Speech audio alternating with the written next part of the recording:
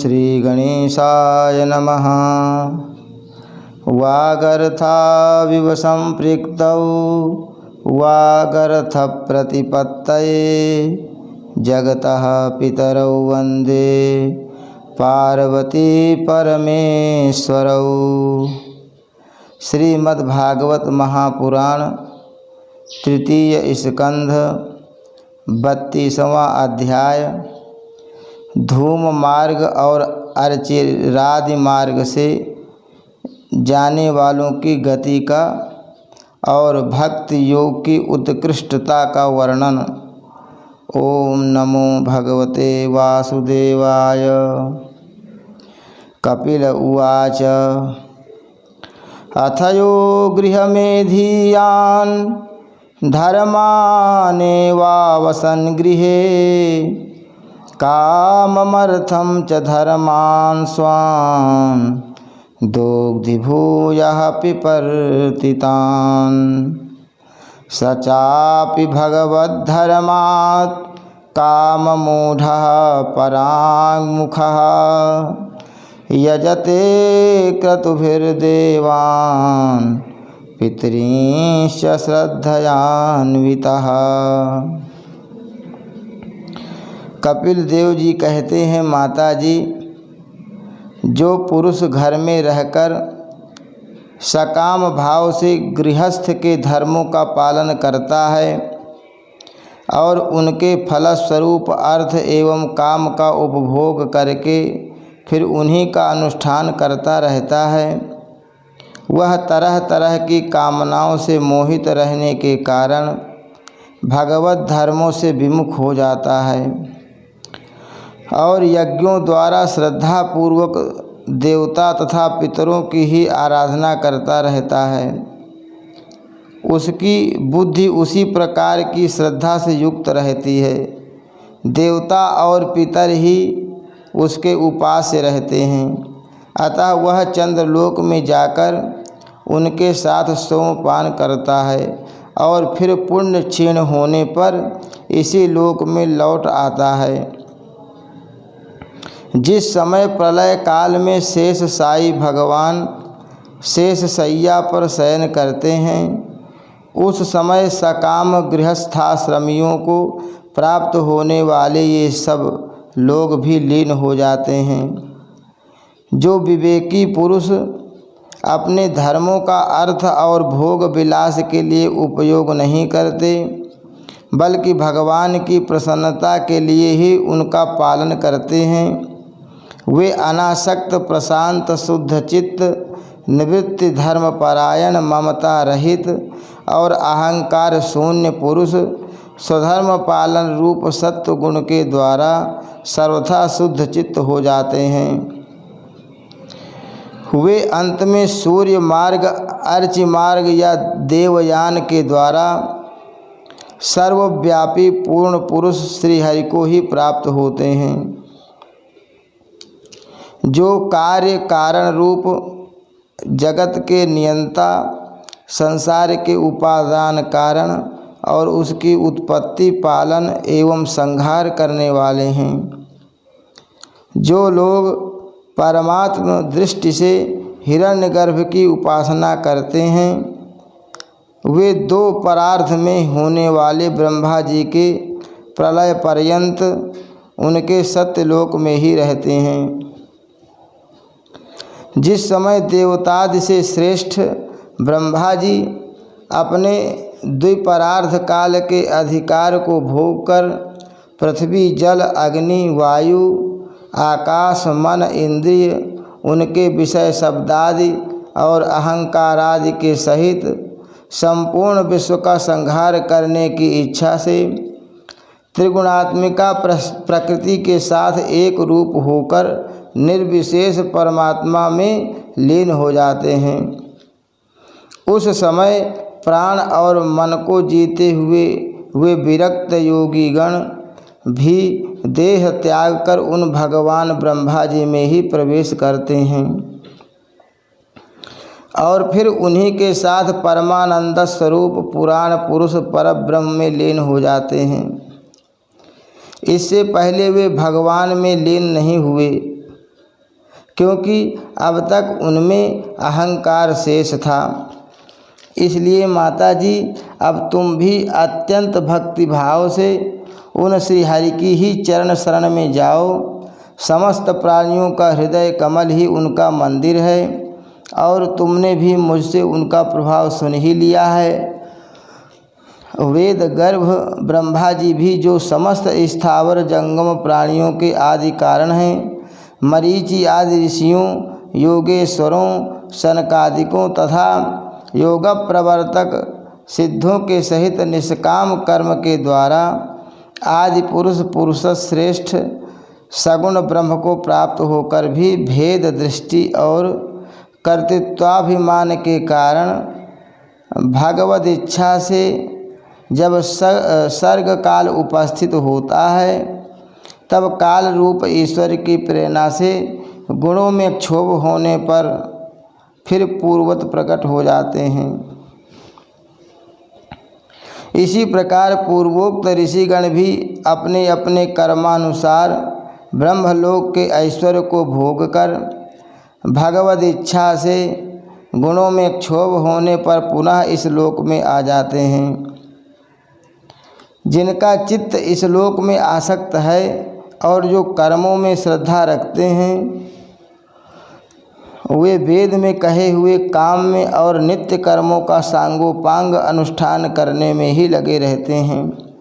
उनकी बुद्धि रजोगुण की अधिकता के कारण कुंठित रहती है। हृदय में कामनाओं का जाल फैला रहता है और इंद्रियां उनके वश में नहीं होती। बस अपने घरों में ही आसक्त होकर वे नित्य प्रति पितरों की पूजा में लगे रहते हैं। ये लोग अर्थ धर्म और काम के ही परायण होते हैं।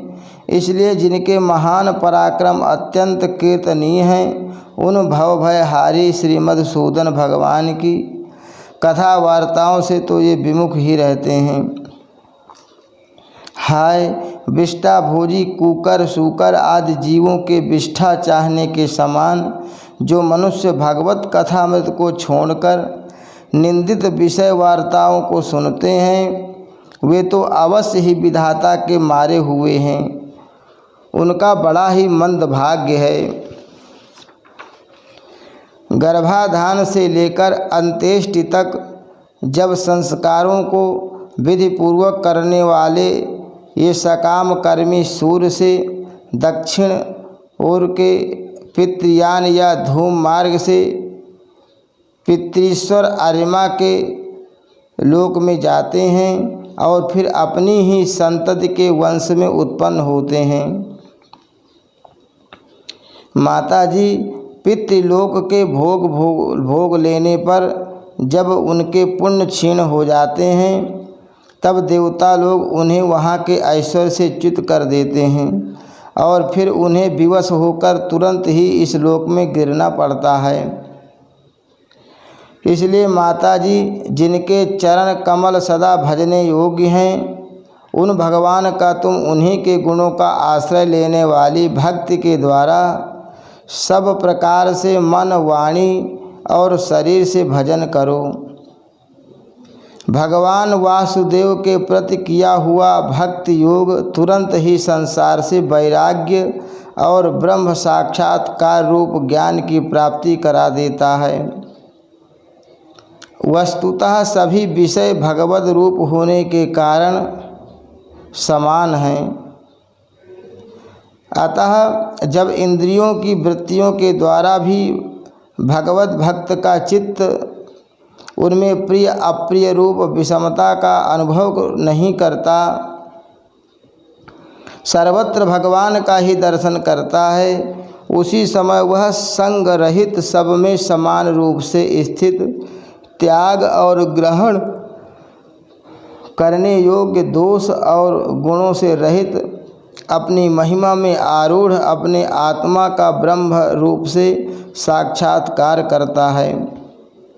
वही ज्ञान स्वरूप है, वही परब्रह्म है, वही परमात्मा है, वही ईश्वर है, वही पुरुष है, वही एक भगवान स्वयं जीव शरीर विषय इंद्रियों आदि अनेक रूपों में प्रतीत होता है। संपूर्ण संसार में आसक्ति का अभाव हो जाना, बस यही योगियों के सब प्रकार के योग साधन का एकमात्र अभीष्ट फल है। ब्रह्म एक है, ज्ञान स्वरूप और निर्गुण है, तो भी वह बाह्य वृत्तियों वाली इंद्रियों के द्वारा भ्रांति व शब्दादि धर्मों वाले विभिन्न पदार्थों के रूप में भास रहा है। जिस प्रकार एक ही परब्रह्म महत्तत्व वैकारिक राजस और तामस, तीन प्रकार का अहंकार, पंच महाभूत एवं 11 इंद्रिय रूप बन गया और फिर वही स्वयं प्रकाश, इनके संयोग से जीव कहलाया, उसी प्रकार उस जीव का शरीर रूप यह ब्रह्मांड भी वस्तुतः ब्रह्मा ही है, क्योंकि ब्रह्म से ही इसकी उत्पत्ति हुई है। किंतु इसे ब्रह्मरूप वही देख सकता है जो श्रद्धा, भक्ति और वैराग्य तथा निरंतर के योगाभ्यास के द्वारा एकाग्र चित्त और असंग बुद्धि हो गया है। पूजनीय माता जी, मैंने तुम्हें यह ब्रह्म साक्षात्कार का साधन रूप ज्ञान सुनाया। इसके द्वारा प्रकृति और पुरुष के यथार्थ स्वरूप का बोध हो जाता है। हे देवी, निर्गुण ब्रह्म विषयक ज्ञान योग और मेरे प्रति किया हुआ भक्ति योग, उन दोनों का फल एक ही है। उसे ही भगवान कहते हैं।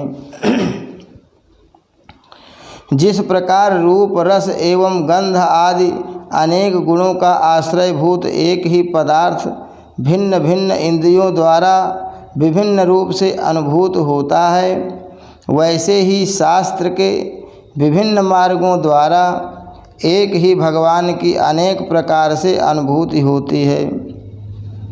नाना प्रकार के कर्म कलाप, यज्ञ, दान, तप, वेदाध्ययन, वेद विचार, मीमांसा, मन और इंद्रियों के संयम, कर्मों के त्याग, विविध अंगों वाले योग, भक्ति योग, निवृत्ति और प्रवृत्ति रूप सकाम और निष्काम दोनों प्रकार के धर्म, आत्म तत्व के ज्ञान और दृढ़ वैराग्य, इन सभी साधनों से सगुण निर्गुण रूप स्वयं प्रकाश भगवान को ही प्राप्त किया जाता है।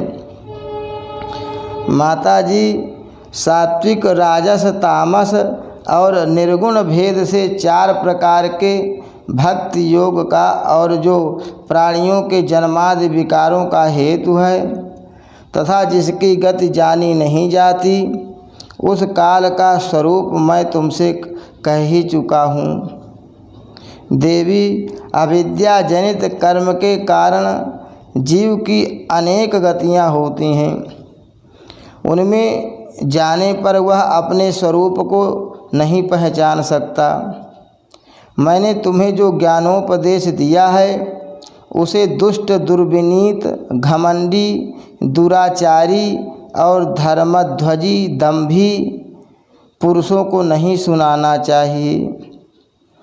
जो विषय लोलुप हो, गृहासक्त हो, मेरा भक्त न हो अथवा मेरे भक्तों से द्वेष करने वाला हो, उसे भी इसका उपदेश कभी नहीं करें। जो अत्यंत श्रद्धालु, भक्त, विनयी, दूसरों के प्रति दोष दृष्टि न रखने वाला, सब प्राणियों से मित्रता रखने वाला, गुरु सेवा में तत्पर, बाह्य विषयों में अनासक्त, शांतचित्त, मत्सर शून्य और पवित्र चित्त हो तथा मुझे परम प्रियतम मानने वाला हो, उसे इसका अवश्य उपदेश करना। हे माँ, जो पुरुष मुझ में चित्त लगाकर इसका श्रद्धापूर्वक एक बार भी श्रवण या कथन करेगा, वह मेरे परम पद को प्राप्त होगा। हरि शरणम।